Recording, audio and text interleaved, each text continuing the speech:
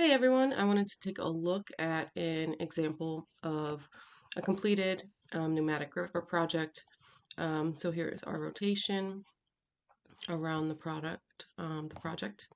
Let's go over top a little, maybe zoom a little, and then we'll go through the function.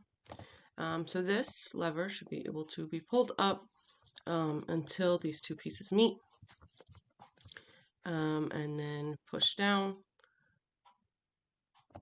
to that final position.